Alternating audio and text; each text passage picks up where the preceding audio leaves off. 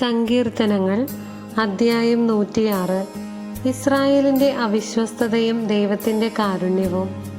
കർത്താവിനെ സ്തുതിക്കുവിൻ, കർത്താവിന് നന്ദി പറയുവിൻ. അവിടുന്ന് നല്ലവനാണ്, അവിടുത്തെ കാരുണ്യം എന്നേക്കും നിലനിൽക്കുന്നു. കർത്താവിൻ്റെ അത്ഭുത കൃത്യങ്ങൾ ആര് വർണ്ണിക്കും? അവിടുത്തെ അപദാനങ്ങൾ ആര് കീർത്തിക്കും? ന്യായം പാലിക്കുകയും നീതി പ്രവർത്തിക്കുകയും ചെയ്യുന്നവർ ഭാഗ്യവാന്മാർ.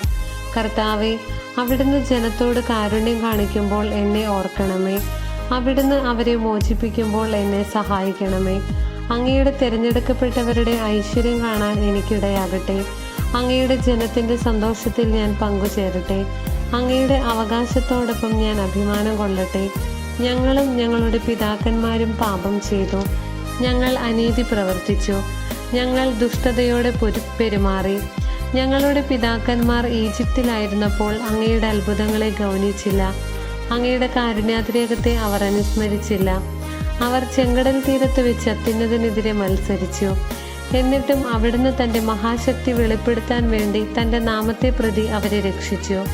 അവിടുന്ന് ചെങ്കടലിനെ ശാസിച്ചു, അത് വറ്റി വരണ്ടു. അവിടുന്ന് അവരെ മരുഭൂമിയിലൂടെ എന്ന പോലെ ആഴിയിലൂടെ നടത്തി. അവിടുന്ന് അവരെ ശത്രുക്കളുടെ കയ്യിൽ നിന്ന് രക്ഷിച്ചു, വൈരികളുടെ പിടിയിൽ നിന്ന് വീണ്ടെടുത്തു. വെള്ളം അവരുടെ ശത്രുക്കളെ മൂടിക്കളഞ്ഞു, അവരിൽ ആരും അവശേഷിച്ചില്ല.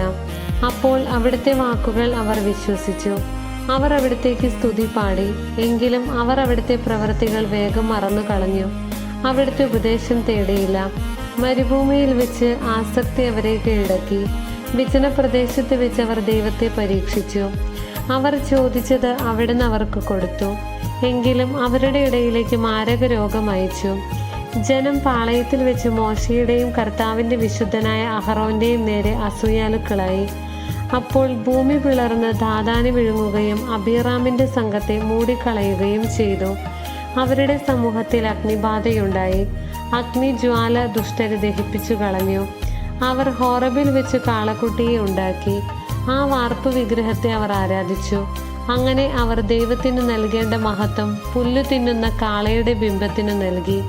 ഈജിപ്തിൽ വെച്ച് വൻകാര്യങ്ങൾ ചെയ്ത തങ്ങളുടെ രക്ഷകനായ ദൈവത്തെ അവർ മറന്നു.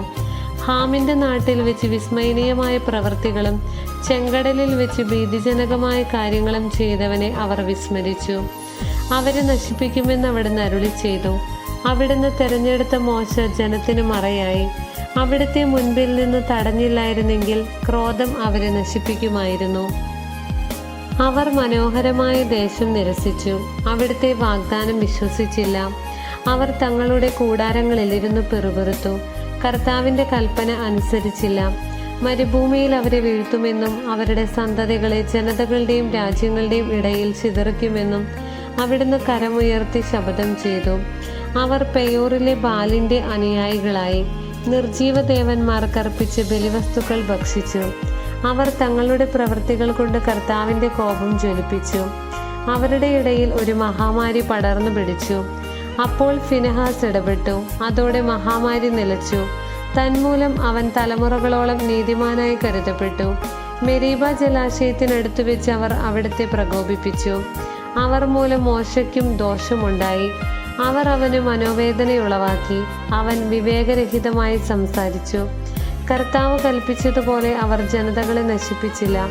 അവർ അവരോട് ഇടകലർന്ന് അവരുടെ ആചാരങ്ങൾ ശീലിച്ചു. അവരുടെ വിഗ്രഹങ്ങളെ അവർ സേവിച്ചു. അതവർക്ക് കെണിയായി തീർന്നു. അവർ തങ്ങളുടെ പുത്രീപുത്രന്മാരെ പിശാചുക്കൾക്ക് ബലിയർപ്പിച്ചു. അവർ നിഷ്കളങ്ക രക്തം ചൊരിഞ്ഞു. കാനാനിലെ വിഗ്രഹങ്ങൾക്ക് അവർ ബലിയർപ്പിച്ച തങ്ങളുടെ പുത്രീപുത്രന്മാരുടെ രക്തം തന്നെ. അങ്ങനെ നാട് രക്തം കൊണ്ട് മലിനമായി. അവർ തങ്ങളുടെ പ്രവൃത്തികൾ കൊണ്ട് അശുദ്ധരായി തീർന്നു. ഈ പ്രവൃത്തികൾ വഴി അവർ ദൈവത്തോട് അവിശ്വസ്തത കാണിച്ചു. കർത്താവിൻ്റെ കോപം തൻ്റെ ജനത്തിനെതിരെ ജ്വലിച്ചു. അവിടുന്ന് തൻ്റെ അവകാശത്തെ വെറുത്തു. അവിടുന്ന് അവരെ ജനതകളുടെ കയ്യിൽ ഏൽപ്പിച്ചു കൊടുത്തു. അവരുടെ വൈരികൾ അവരെ ഭരിച്ചു. അവരുടെ ശത്രുക്കൾ അവരെ ഞെരുക്കി. അവർ അവരുടെ അധികാരത്തിന് കീഴമർന്നു. പല പ്രാവശ്യം അവിടുന്ന് അവരെ മോചിപ്പിച്ചു.